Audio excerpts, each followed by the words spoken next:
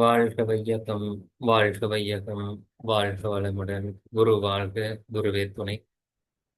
இந்த பதஞ்சலி யோக சூத்திரம் வகுப்பில் பங்கு பெற வந்திருக்கக்கூடிய அனைத்து ஆன்மீக அன்பர்களாகிய உங்கள் அனைவருக்கும் இந்த மாலை பொழுதின் அன்பான வணக்கத்தையும் வாழ்த்துக்களையும் தெரிவித்துக் கொள்வதோடு, இந்த வகுப்பு நிறைவாக அமைய எல்லாம் வல்ல இறையருளும் குருவருளும் துணை புரியட்டும். வாழ்க வளமுடன்.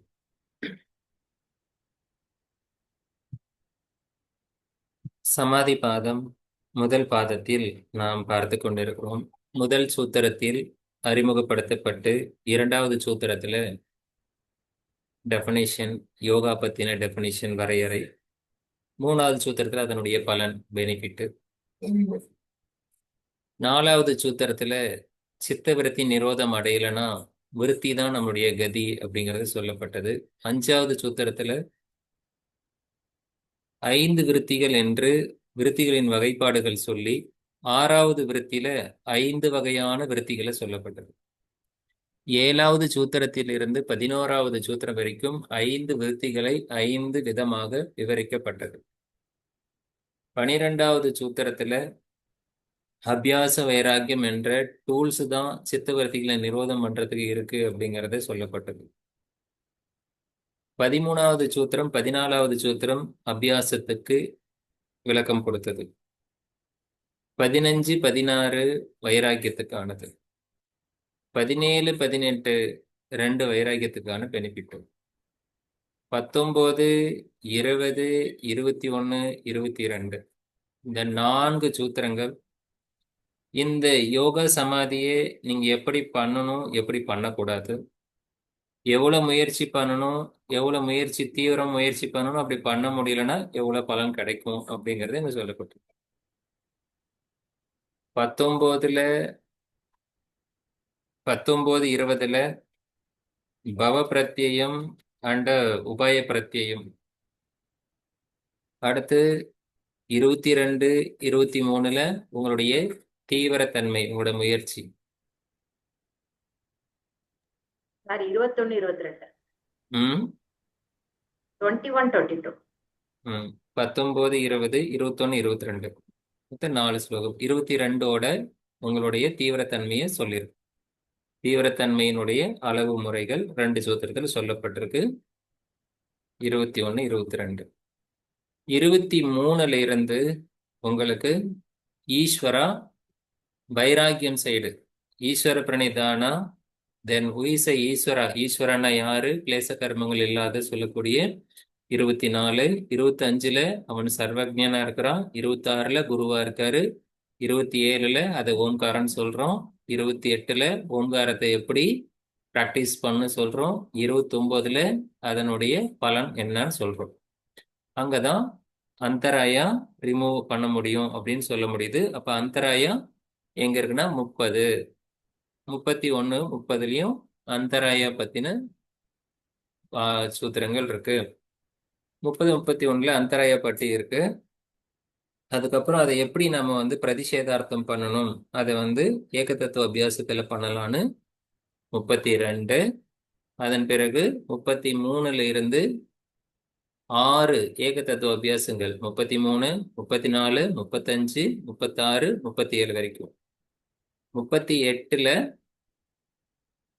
38, 39, 38 வரையிலுமே இதுதான் சார். 38 வரைக்கும் 9 தான் ஏதாவது 39 38 வரைக்கும் இது சொல்லிட்டு 39ல யதாபிமத தியானத்துல இருக்கும். 40வது சூத்திரத்துல பரமானு பரமகத்வாந்தோசிய வசீகாரக, எப்படி இந்த சமாதினால அபியாசத்தினால உங்க மனம் என்ன பலனை சித்தி அடையும்ன்றத சொல்லி, அதன் பிறகு 41ல க்ஷீண விருத்தேர், ஒரு ஸ்படிகம் போல உங்க மனம் அமைதியை அடையுது அப்படின்னு சொல்லப்படுது. அது 41. 42, 43ல சவிதர்க்க நிர்விதர்க்க சமாதி. 42, 43. 44ல சவிச்சார நிர்விச்சார சமாதி. 45ல சூக்ஷ்ம விஷயம் எது வரைக்கும் அப்படின்னு சொல்றது. 46ல அத்தியாத்ம பிரசாதா. 47ல ரிதம்பர பிரக்ஞா. 46 சபீஜ சமாதி. இது எல்லாமே சபீஜ சமாதி. சபீஜ சமாதின்னு சொல்லப்படுறதுக்காக ஒரு சூத்திரம், அதுக்காக ஒரு சூத்திரம். ஓகே. 47. அடுத்து 48ல அத்தியாத்ம பிரசாதம், 49ல ரிதம்பர பிரக்ஞா, 50ல ரிதம்பர பிரக்ஞாவோட லட்சணம், 51ல நிர்பீஜ சமாதி. சரிதானா? சோ இல்லையா? எல்லாமே ஒன்னொன்னு எக்ஸ்ட்ரா சொல்லிட்டீங்க. ஒன்னு எக்ஸ்ட்ரா போயிடுச்சா? ஆமா, 46க்கு அப்புறம் சபீஜ சமாதிக்கு அப்புறம் 47 சரி, தான். பார்த்துட்டே போயிடலாமா? தலைப்பு வேண்டாம் வேண்டாம் சார், வேண்டாம் வேண்டாம். நீங்க ஃபாலோ பண்ணுங்க. அவ்வளவுதான். சோ இப்ப வந்து நமக்கு 30ல 31ல அந்தராயாவும் சகபோகமும் இருக்கு.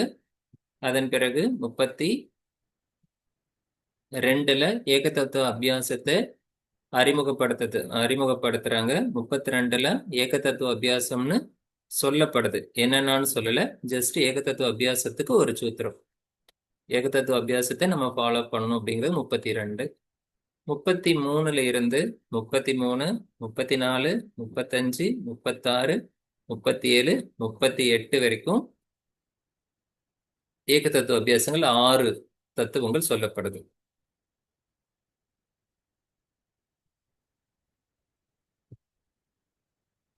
சார் 39ல ஏதாபிமத தியானாத்வா,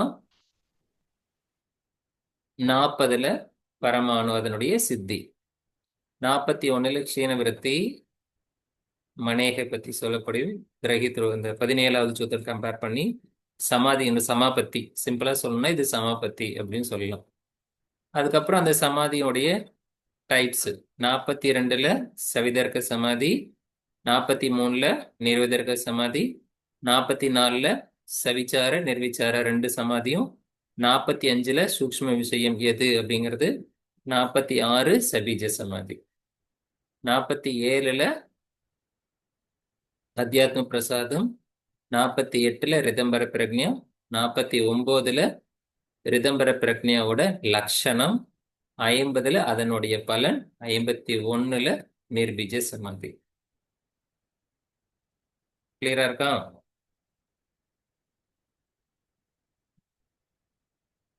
நான் ஏதாவது மாத்தி சொல்லியிருந்தேன்னா சூத்திரத்துல கரெக்டா இருக்கு, கரெக்ட் பண்ணிக்கலாம். ஓகே, இப்ப நம்ம போய் இந்த பகுதியெல்லாம் பார்த்துட்டு வரலாம். நேற்று பார்த்ததெல்லாம் நம்ம கரெக்டா பார்த்துருக்கோமான்னு பார்க்கலாம்.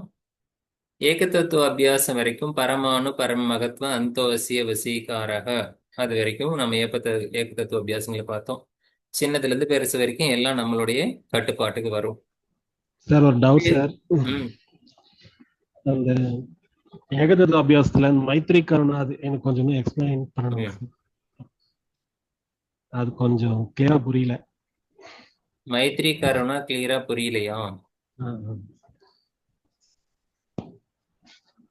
இதுல 4 வார்த்தை தான் இருக்கு. 4 பேரா வேர்ட்ஸ், அதாவது காம்பினேஷன்ல நீங்க எடுத்துக்கணும் கம்பைன் பண்றதுக்கு. ஒண்ணு வந்து பீப்புள்ஸோட குவாலிட்டியை வந்து சொல்றாங்க.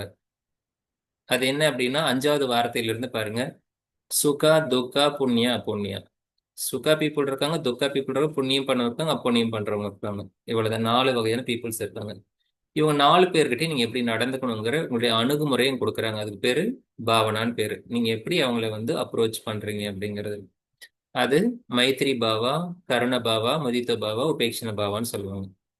இந்த இந்த பாவா வந்து என்னன்னா, மைத்ரி பாவான்னா இந்த சுகமா இருக்கிறவங்ககிட்ட நட்பா இருக்கணும், துக்கமா இருக்கிறவங்ககிட்ட கருணை காட்டணும், புண்ணியம் பண்ணவங்ககிட்ட நீங்க பாராட்டு பண்ணணும், அப்புண்ணியம் பண்ணவங்ககிட்ட இருந்து விலகி நிற்கணும். இப்படி இந்த விஷயங்கள் எல்லாம் தெரிஞ்சு நீங்க பண்ற பாவனாக்கு இந்த விஷயம் அறிந்து பாவனா பண்ணும்போது அது சித்த பிரசாதனம்னு சொல்றோம். சித்தத்தை அமைதிப்படுத்துறதுக்கான ஒரு சாதனம். அப்படின்னா முன்னாடி, அதாவது ஃபர்ஸ்ட் பிகினிங், பிரைமரி அப்படின்னு அர்த்தம். சித்தத்தை அமைதிப்படுத்துறதுக்கான ஒரு பிரைமரி டூல் அப்படின்னு சொல்றதுதான் இது. முதல்ல இந்த அப்ரோச் ஏன்னா வெளியில இருந்து எக்ஸ்டர்னல் எக்ஸ்போஷர் எங்க இருக்கும்னா பீப்புள்ஸ் கிட்ட இருந்தா இருக்கும். உங்களை அதிகமா உங்களுடைய சித்த விருத்தியை டிஸ்டர்ப் பண்றது, உங்க மைண்டை டிஸ்டர்ப் பண்றது விஷயங்கள்ல மனிதர்கள் தான் அதிகமா இருப்பாங்க. அதுவும் உறவுகள்ல தான். உறவுகள்லயும் உங்களுக்கு யாருன்னு தெரியும், நீங்க அதெல்லாம் சொல்ல வேண்டாம். எதுக்கு வம்பு? ம்? இது ஏக தத்துவம் இது எப்படி சொல்றோம் சார்? ஏக தத்துவம். ஏக தத்துவம்னா ஒண்ணும் இல்ல. தத்துவம்னா பிலாசபி, பிலாசபின்னா யோக முறைகள், அவ்வளவுதான். ஏக்கம்னா ஒண்ணு. ஏதாவது ஒரு தத்துவத்தை ஃபாலோ பண்ணுங்கன்னு சொல்றாரு. ஒருத்தன் ஒரு படகுல போயிட்டு இருந்தானா, அவனது கையில துடுப்பு போடுற படகு. அதுல டிராவல் பண்ணிட்டு இருந்தானா. கொஞ்ச தூரம் டிராவல் பண்ணி போயிட்டு இருக்கும்போது கொஞ்சம் டயர்டா இருந்தானா. அப்ப பார்த்தா ஒரு என்ஜினோட மோட்டரோட ஒரு வெள்ளை கலர்ல சூப்பரான ஒரு படகு ஒன்று சொயின்னு பறந்துட்டு வந்துச்சான். அந்த தண்ணியில வேகமா வந்துச்சான். அதை பார்த்த உடனே உனக்கு ஆசை வந்துடுச்சான், அந்த படகு எனக்கு இருந்தா பரவாயில்ல அப்படின்னு சொல்லிட்டு. உடனே அந்த படகு அவன் பக்கத்துல நின்னதாமா. நின்ன உடனே, நீ தானே எனக்கு விருப்பப்பட்ட, அதனால தானே உன் பக்கத்துல நீ என்னையும் எடுத்துக்கோன்னு சொல்லிச்சான். உடனே இவன் என்ன பண்ணனா, உடனே இந்த படகுல இருந்து ஒரு காலை தூக்கி அந்த படகு வச்சுட்டான், புது அந்த வேகமா ஓடுற படகுல. ம்.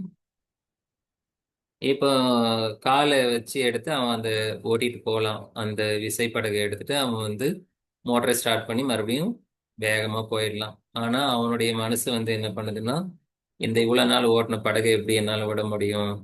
அது என்னால விட முடியாது, அதுவும் எனக்கு வேணும், இதுவும் வேணும்னு சொல்லி இதுல ஒரு காலம் அதுல ஒரு காலம் வச்சுக்கிறான். இப்ப அவனோட பயணம் எப்படி இருக்கும்? அது எப்படி இருக்கும்னு நீங்க உங்களோட உங்களோட திறமைக்கு இருந்தாலும் நீங்க கற்பனை பண்ணிக்கோங்க. இப்படிதான்.